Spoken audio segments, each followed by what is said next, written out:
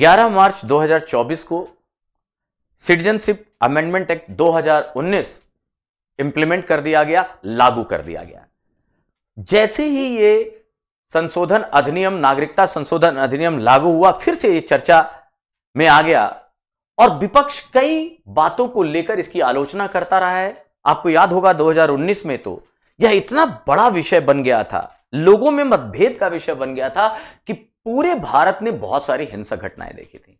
लेकिन ऑब्वियसली इस बात को देखने के लिए पहले हमें इसकी समझ देखनी पड़ेगी कि टोटलिटी में ये क्या है। सबसे पहले जैसे कहा गया चर्चा में, तो 11 मार्च को ये इंप्लीमेंट हो गया, इसलिए चर्चा में फिर से। अब देखा जाए क्या है, पहले जो नागरिकता कानून था उससे अलग कैसे है, विशिष्टताएं क्या हैं, इसमें अगर कुछ एक्सेप्शन है, अपवाद है तो क्या है, और इसकी चुनौतियां क्या है। अगर क्या है की बात की जाए तो नागरिकता संशोधन अधिनियम CAA 2019 यह कहता है, दिसंबर 2019 में यह संसद से पारित हो चुका था, लेकिन मार्च 2024 में लागू हुआ है। यह बात तो अलग है कि समय को लेकर कुछ लोग जो विरोध कर रहे हैं उनको पूरी तरह नकारा नहीं जा सकता कि चुनाव के ठीक पहले ही इसे इंप्लीमेंट क्यों किया गया। अब इसे आप मास्टर स्ट्रोक कहिए, अवसरवादिता कहिए, लेकिन यह लागू हो गया। अब क्या है, तो जब क्या है की बात होती है तो जैसा कि है नागरिकता संशोधन अधिनियम, मतलब यह नागरिकता देने संबंधित अधिनियम है। और नागरिकता किसको देगा, तो इसमें स्पष्ट कहा गया है 3 देश के लोगों को, अफगानिस्तान, पाकिस्तान और बांग्लादेश, ये 3 देशों के लोगों को ही। कौन से लोग, तो कुछ खास धर्म, 6 धर्म के लोग, हिंदू, जैन, बौद्ध, सिख, पारसी और क्रिश्चियन, इन 6 धर्म के लोगों को ये नागरिकता देने संबंधित अधिनियम है और ये 3 देश को बिलोंग करते हैं। स्पष्ट है कि ये तीनों देश वो देश हैं जिन्होंने अपना राज्य धर्म इस्लाम को घोषित किया हुआ है। मतलब निष्कर्ष ये निकला कि जो धार्मिक उत्पीड़न है, एक सब धार्मिक आधार पर उत्पीड़ित जो लोग हैं और जो भारत में आकर बस गए हैं अवैध तरीके से ही, या जो जिनका धार्मिक उत्पीड़न हो रहा है और भारत की नागरिकता चाहते हैं, उनके लिए यह विशेष प्रावधान किया गया है। तो स्पष्ट हो जाना चाहिए कि यह जो नागरिकता संशोधन अधिनियम है वो इन 3 देश से संबंधित इन 6 धर्म के लोगों को भारत की नागरिकता दिए जाने से संबंधित है। तो पहला चीज, यह नागरिकता लेने का नहीं, नागरिकता देने का अधिनियम है, नागरिकता प्रदान करने का अधिनियम है।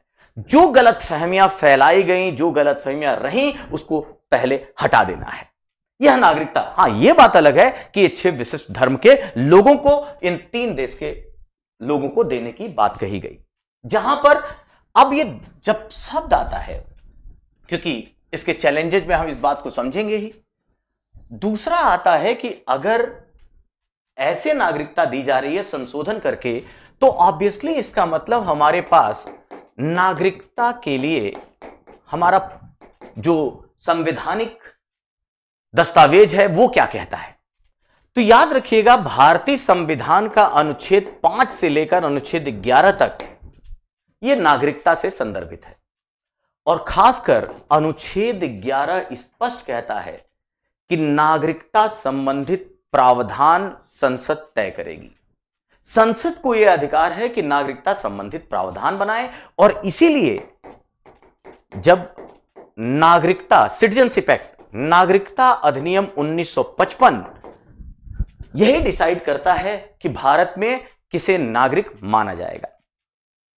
बहुत बार संशोधन हुए, इसी संशोधनों में से एक संशोधन 2019 में हुआ जिसे हम CAA 2019 कह रहे हैं। तो आखिर नागरिकता अधिनियम 1955 के तहत पहले यह पता होना चाहिए कि आखिर भारत की नागरिकता मिलती कैसे है। तो यह अधिनियम कहता है 5 तरीके से। सबसे पहले ऑब्वियसली जन्म के आधार पर, दूसरा रक्त संबंध के आधार पर, यहां तो समस्या ही नहीं है। तीसरा रजिस्ट्रेशन, पंजीकरण के आधार पर। चौथा जो ये मुद्दा सबसे ज्यादा आता है वो है देसीकरण के आधार पर, और पांचवा है इनकॉर्पोरेशन ऑफ टेरिटरी। अगर भारत ने किसी नए क्षेत्र का अधिग्रहण किया तो जब वो भारत का संप्रभु क्षेत्र बन गया तो वहां के लोग भारत के नागरिक हो जाएंगे। अगर जन्म हुआ है भारत में तब, अगर मां बाप दोनों या मां बाप में से कोई एक भारतीय है तो भले ही विदेश में जन्म हुआ है। पंजीकरण, अगर किसी भारतीय व्यक्ति ने किसी विदेशी से शादी की और ये भारत में रहते हुए पिछले 1 साल से लगातार और 7 वर्ष से भारत में है और इच्छा जाहिर करते हैं कि मुझे भारत की नागरिकता लेनी है, तो पंजीकरण के तहत उनको नागरिकता मिल जाएगी। सोनिया गांधी जी के साथ इसी मुद्दे पर कई लोग आरोप लगाते हैं। नए क्षेत्र का अधिग्रहण बता ही दिया, अब आता है देशीकरण। पहले प्रावधान यह था, देशीकरण यह कहता है कि 1 वर्ष मतलब 12 माह से आप भारत में रह रहे हैं और 12 माह से भारत में रहते हुए पिछले 14 वर्ष में 11 वर्ष आप भारत में रहें। पिछले 14 वर्षों में से 11 वर्ष अगर आप भारत में हैं और फिर आप अगर आवेदन करते हैं, आपकी बाकी सारी चीजें डॉक्यूमेंट सब चेक होंगी और तब आपको नागरिकता मिल जाएगी। तो भारत के नागरिक आप इन 5 तरीके से बन सकते हैं। तो सीएए ने क्या किया, बेसिकली पंजीकरण और देशीकरण के द्वारा ही नई नागरिकता का विषय चर्चित रहता है। और इसमें देशीकरण, जो ये देशीकरण वाला मुद्दा है, इस सीएए ने इसी में परिवर्तन किया। अब पहले क्या था, एक भारत में बड़ा साफ कहा गया कि अवैध प्रवासी, और अवैध प्रवासी के लिए हमारे पास एक है फॉरेनर्स एक्ट 1946 और पासपोर्ट एक्ट 1920। अगर आपके पास उचित दस्तावेज नहीं है या जितने समय आपको अलाउ किया गया भारत में रहने के लिए वो डेट एक्सपायर हो गई, आप उससे ज्यादा रह रहे हैं, तो आप इस 2 कानूनों के तहत अवैध घोषित किए जाएंगे। और अवैध अगर घोषित हो गए तो पहला पॉइंट, आपको अब भारत की नागरिकता नहीं मिलेगी, आप आवेदन मत कीजिए।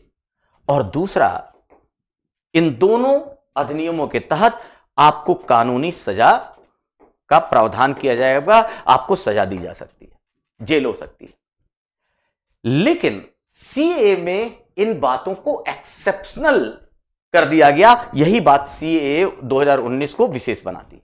और दूसरा, एक और बात कही गई, देशीकरण से अभी मैंने कहा 1 वर्ष से निरंतर रहिए और 11 साल कम से कम पिछले 14 वर्ष में आप यहां हैं, उसको घटाकर कर दिया गया अगर 5 वर्ष, 1 वर्ष 12 माह यहां लगातार रहते हुए पिछले 5 वर्ष से अगर भारत में हैं तो आपको सीएए के तहत नागरिकता दी जाएगी।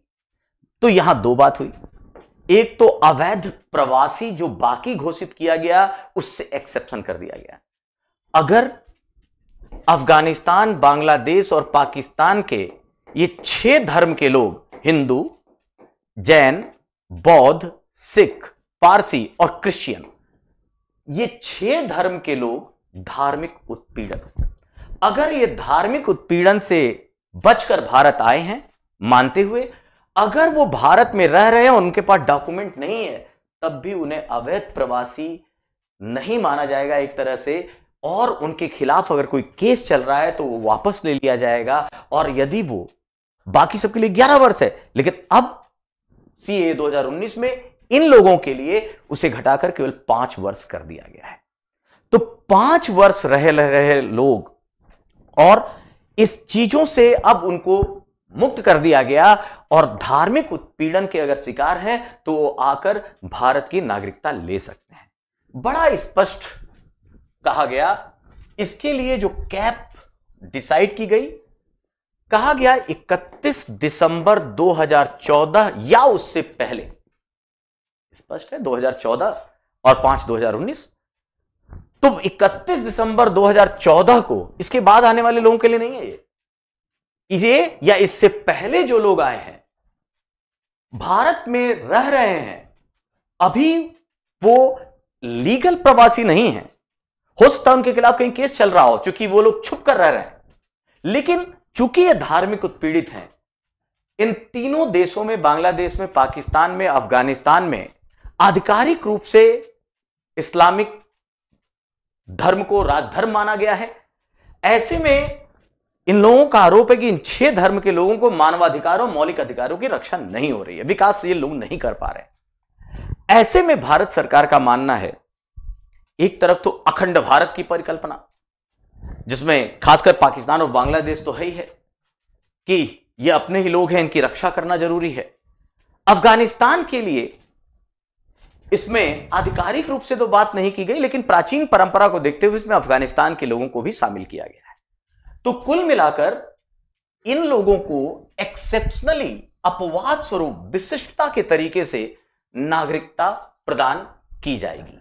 और इसी बात पर एक मुद्दा जो उठता है वो ये उठता है कि क्या यह नागरिकता का आधार धार्मिक है? क्योंकि शब्द कहा गया धार्मिक उत्पीड़ित व्यक्ति।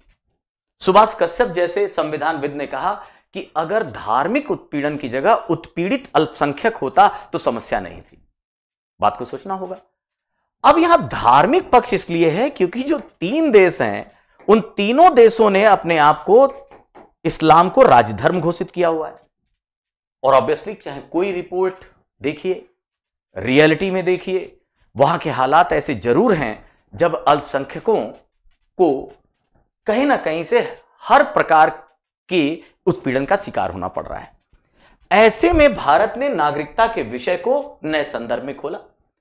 अब यहां आता है समस्या। अब जब यह कानून बना तो ऑब्वियसली 2019 में तो भारत ने दंगे भी झेले, क्योंकि इसको मिस इंटरप्रेट किया गया। विपक्ष और बाकी कई लोगों ने यह फैलाना शुरू कर दिया कि इस्लाम के जो लोग हैं, यहां रह रहे हैं, उनकी नागरिकता छीन ली जाएगी। तो यह नागरिकता छीनने का तो कहीं से भी कानून नहीं है। लेकिन एक शब्द जो इस पे आरोप है, पहला प्रश्न कि धार्मिक आधार पर इन 6 लोगों को, 6 धर्म के लोगों को, तो पहली चीज भाई, वहां पर जो मेजॉरिटी है इन तीनों देशों में वो इस्लाम की है, बहुसंख्यक हैं। उन्हें कम से कम इस आधार पर उत्पीड़ित नहीं किया जा रहा है। और चूंकि वहां धार्मिक भेदभाव के आधार पर इन 6 धर्म के लोगों के साथ न्याय नहीं किया जा रहा है, इसलिए इसको हमने एक विशिष्ट पक्ष रखते हुए नागरिकता के प्रावधान में सुधार किया या आसान किया। यह भारत सरकार का कहना है। इसमें भले ही आपको एक संदर्भ में धार्मिक आधार दिखता हो, लेकिन इसे जब अगला शब्द आता है कि कई लोगों ने कहा कि भारत का संविधान का अनुच्छेद 14 जो समानता का मौलिक अधिकार बोलता है, क्या यह इसका हनन नहीं है? या भारत जब एक जगह अपने आप को पंथ निरपेक्ष देश कहता है, तो क्या यह पंथ निरपेक्षता का अपमान नहीं है? हमने एक तरफ नेचर ऑफ स्टेट में अपने आप को सेकुलर कहा, पंथ निरपेक्ष कहा, और अब आप कह रहे हैं कि नहीं, धार्मिक आधार पर हम नागरिकता देंगे। तो इन दोनों पक्षों के विरोध में एक तर्क यह भी है कि अनुच्छेद 14 में समानता के साथ साथ रेशनल क्लासिफिकेशन, तर्क संगत वर्गीकरण का भी है। और तर्क संगत वर्गीकरण, अब इसका इंटरप्रिटेशन सुप्रीम कोर्ट कैसे करती है, इसको देखने की जरूरत है। लेकिन ऑब्वियसली बात है, समानता का मतलब बहुत बार ऐसा होता है जो डिप्राइव्ड है क्लास, जो सोशियो इकोनॉमिक स्ट्रेटा में किसी खास वर्ग से पिछड़ा हुआ है, उसके लिए हम अफर्मेटिव एक्शन लेते हैं। स्टेट इसी आधार पर, आप देखिए, अगर एक संदर्भ में आरक्षण के सिद्धांत को लेकर भी हम देख सकते हैं कि समानता होते हुए भी वो एक विशिष्टता प्रदान की गई है। पंथ निरपेक्षता की बात, तो सरकार का कहना है कि हमने इसे मानवतावादी दृष्टिकोण के नजरिए से रखा है, मानवाधिकारों की रक्षा के हिसाब से हमने इस कानून को संशोधित किया है।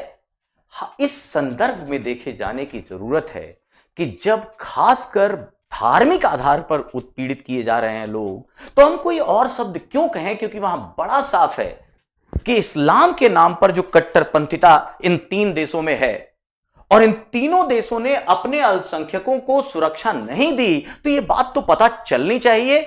और चूंकि ये नागरिक हैं वहां के, और भारत से इनका अपना ताना। भारत कहता है कि एक तरह से हम तो बड़ा दिल दिखा रहे हैं, जिन लोगों का एक तरह से कोई नहीं है उसे हम सुविधा प्रदान करने जा रहे हैं, उन्हें अपना मानने जा रहे हैं। तो ऐसे में इन दोनों आरोपों का कहना है कि यह सही नहीं है।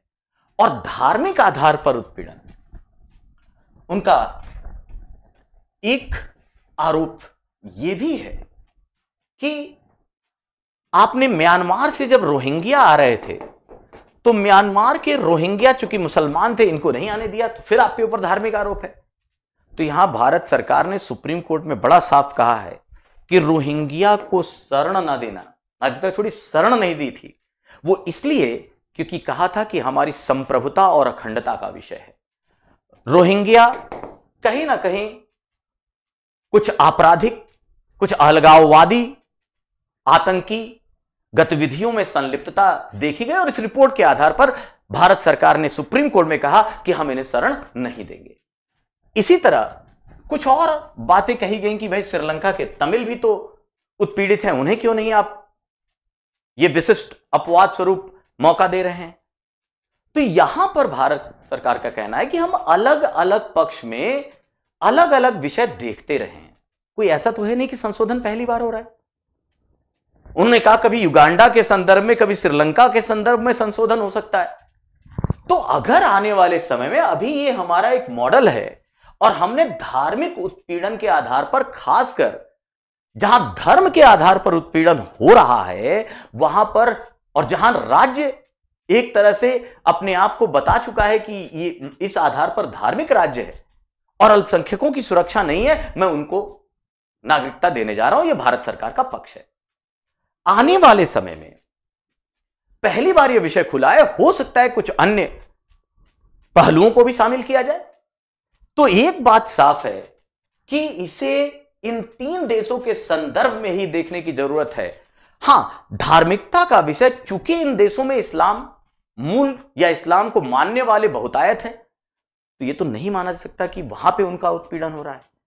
तो वो अपना विकास करें, उनको नागरिकता का प्रावधान, और भारत सरकार का साफ कहना है कि हमने नागरिकता रोकी नहीं है। देशीकरण का जो रूल है, आप आवेदन करें, आप 12 माह लगातार रहें और 11 वर्ष तक अगर आप भारत में रह रहे हैं, आप उस प्रोसेस को फॉलो करें।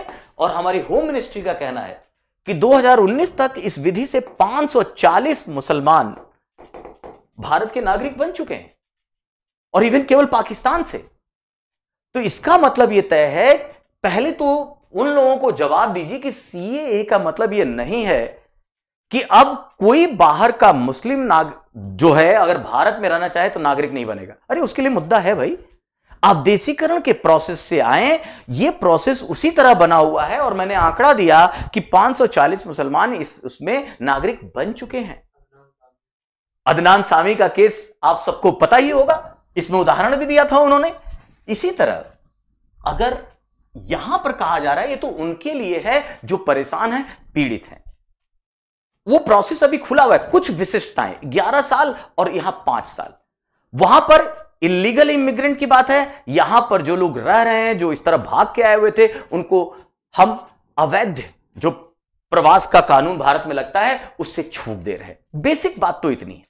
साथ ही साथ यहां पर अपवाद भी है। अपवाद यह है कि यह सीएए जो भारतीय संविधान की अनुसूची 6 में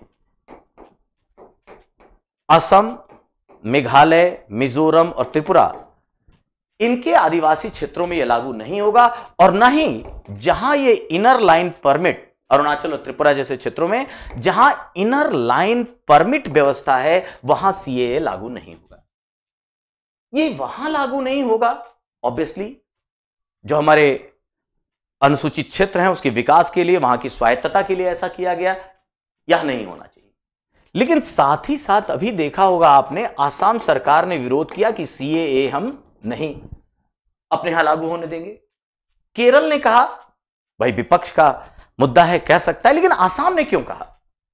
और यहां आसाम, याद रखिए, आसाम का जनजातीय क्षेत्र कार्बी आंगलांग जो क्षेत्र है वहां के लिए है, केवल पूरे आसाम के लिए नहीं है एक्सेप्शन। तो यहां पर जब हम कहते हैं कि आसाम क्यों विरोध कर रहा है, तो असम का कहना है कि हम बड़े ही सेंसिटिव मोड़ पर खड़े हैं। 1971 से पहले बांग्लादेश के बहुत सारे लोग इलीगल तरीके से आसाम में आ गए और आसाम में बस गए, और इसमें कोई शक भी नहीं है, वहां का डेमोग्राफिक बड़ी तेजी से चेंज हुआ है। असम के लोगों का मानना है, और जब राजीव गांधी प्रधानमंत्री थे तो जो असम एकॉर्ड हुआ, समझौता हुआ, उसमें कहा गया 1971 से पहले के जो लोग आए हैं ठीक है, अब उसके बाद के नहीं। लेकिन यह कह रहा है 2014, तो इनका यह कहना है असम के लोगों का कि केवल इस्लाम के लोगों को छोड़िए, बांग्लादेश से बड़ी मात्रा में जो हिंदू या अन्य धर्म के लोग हैं, खासकर हिंदू, वो अगर आसाम में रहते हैं आकर, तो जो हमारी थोड़ी कल्चरल और जो इकोनॉमिक और सोशल फैब्रिक है वो बिगड़ जाएगी। इसलिए हम इसे लागू नहीं होने देंगे। और आसाम नॉर्थ ईस्ट की एक बड़ी समस्या रही है इल्लीगल माइग्रेंट की, मतलब जो अवैध प्रवासी हैं वो बहुत बड़ी समस्या नॉर्थ ईस्ट की रही है, और आसाम इससे पीड़ित रहा है, इसलिए उसका यह कहना है। और ऑब्वियस सी बात है, इस चिंतन पे जब नागरिकता आप प्रदान करेंगे, भारत सरकार जब इनको नागरिकता प्रदान करेगी तो बसाएगी अपने देश के विभिन्न क्षेत्रों में, तो ऐसे समय में विभिन्न राज्यों की और खासकर नॉर्थ ईस्ट स्टेट की चिंताओं को ध्यान में रखना होगा। यह चुनौती है अभी। साथ ही साथ अगर एक पहलू और देखा जाए कि सीएए लागू होने के बाद, अब जैसे सीएए लागू होने से थोड़ा जो रूल थे उसे हमने इजी कर दिया इन लोगों की मदद के लिए, लेकिन अब है क्या कि जो भारत की जनसंख्या है, विश्व का सबसे बड़ा जनसंख्या वाला देश बन गया है। हमारी जनसंख्या बहुत ज्यादा है और हमारे संसाधन सीमित हैं। अब जब संसाधन सीमित है, जनसंख्या बढ़ी और नागरिकता में आप छूट दे रहे हैं, मतलब और भारतीय नागरिकों की संख्या बढ़ेगी, तो इसके बीच का संतुलन बड़ा जरूरी है, नहीं तो फिर द्वेष उत्पन्न होगा। जैसे हम लोग कहते हैं ना, डेमोग्राफिक डिविडेंस, डेमोग्राफी को डिविडेंस बनाने के लिए स्किल्स से जोड़ना होगा, और नहीं तो अगर डेमोग्राफिक डिजास्टर बन गई तो बड़ी दिक्कत होगी। उसी तरह हमें इन पहलुओं पर भी ध्यान रखते हुए ही आगे बढ़ना होगा। तो यहां पर सीएए की अपनी चुनौतियां भी मौजूद हैं कि नागरिक तो बना लिया, लेकिन उसे भारत राष्ट्र के निर्माण में पॉजिटिव तरीके से कैसे लिया जाए। तो जो 3-4 पॉइंट हैं अगर मैं आपको गिनाऊं, सबसे पहले सीएए नागरिकता दिए जाने का कानून है, किसी की नागरिकता छीनी नहीं जा रही। दूसरा, एक विशिष्ट संदर्भ में यह 3 देश जिन्होंने अपने आप को इस्लामिक राज्य माना है, जो हमारे पड़ोसी हैं, पाकिस्तान, बांग्लादेश और अफगानिस्तान, वहां के 6 धर्म के लोगों को, कौन से, बौद्ध, जैन, सिख, हिंदू, पारसी और क्रिश्चियन, इनको नागरिकता दी जाएगी। और उसको नागरिकता ऐसे नहीं, उसके लिए नियम में जो हमारा नागरिकता अधिनियम 1955 था, उसमें देशीकरण के तहत हमने 2 प्रावधानों में छूट की है, अवैध प्रवसन को लेकर, और खासकर 11 वर्ष से घटाकर उसकी सीमा 5 वर्ष कर दी गई है। कुछ अपवाद है, हम इसे नॉर्थ ईस्ट की जो अनुसूची 6 में शामिल क्षेत्र हैं उसमें और इनर लाइन परमिट क्षेत्रों में लागू नहीं कर रहे हैं। जो सबसे बड़ा प्रश्न है, क्या यह धार्मिक आधार पर भेदभाव है? तो एक इनर, अगर हम एक मोटे दृष्टिकोण से देखें कि धार्मिक आधार पर किया गया है वर्गीकरण, दिखता है, लेकिन साथ ही साथ हमें यह भी ध्यान रखना होगा कि इन 3 देशों में जहां राजकीय धर्म है और उस आधार पर अगर विभेद किया जा रहा है, तो मानवीयता के दृष्टिकोण से, मानवाधिकारों के दृष्टिकोण से क्या ऐसा किया जाना सही में इलॉजिकल है और धार्मिक विभेद का विषय है। इसी आधार पर भारतीय सरकार इसे आगे बढ़ाना चाहती है कि हम कुछ तो मलहम दें। जहां सारी योजनाएं, सारी चीजें फेल होती जा रही हैं, ऐसे में इन लोगों का कोई तो आधार बने, कोई तो कंधा दे, और वो कंधा भारत सरकार ने अपनी तरफ से प्रस्तुत किया, क्योंकि इनका मानना है कि ये मूल लोग किसी ना किसी तरह से, ये सारे लोग मूलतः भारत से आप कहिए संवेदनात्मक रूप से जुड़े हुए हैं। इसलिए इनको जरूर से जरूर नागरिकता में कुछ विशिष्ट प्रावधान के तहत लाभ मिलना चाहिए। एक चीज और, क्या ये धार्मिक आधार पर नागरिकता को रोक देता? तो नहीं, ये कुछ सरल जरूर रूप देता है इन 6 धर्म को, लेकिन बाकी धर्म के लोग या इस्लाम धर्म के लोग जो प्रोसेस है 11 वर्ष का देसीकरण के मुद्दे से, वो अभी भी आ सकते हैं। और जैसा कि बात हुई अदनान सामी क्या उदाहरण लेते हुए, तो इस मुद्दे पर हमें कहीं भी कोई कंफ्यूजन नहीं रखनी है कि यह नागरिकता छीनने या किसी धर्म विशेष के अधिकार को छीनने का विषय है। हां, जब दंगे हुए थे, इस विषय में एक बात जरूर आती है, जब सीएए को हम नेशनल पॉपुलेशन रजिस्टर और बाद में नेशनल एनसीआर या एनआरसी कहें, नेशनल रजिस्टर ऑफ सिटीजन से जोड़ते हैं, तब जाकर दिक्कत आती है। आप जानते हैं एनआरसी केवल और केवल आसाम में लागू है। एनआरसी में लोगों की पहचान की जाती है नेशनल पॉपुलेशन रजिस्टर के तहत। पहले हर घर में जाकर यह चेक किया जाएगा कि जो रहने वाला है उसके पास उस उचित दस्तावेज है कि नहीं, वो गलत तरीके से, अवैध तरीके से तो नहीं रह रहा है। और अगर यह पहचान हो जाएगी तो एनआरसी में कहा गया था 3D कॉन्सेप्ट था। 3D, पहला डी था डिटेक्ट करना, पहचान निर्धारित करना।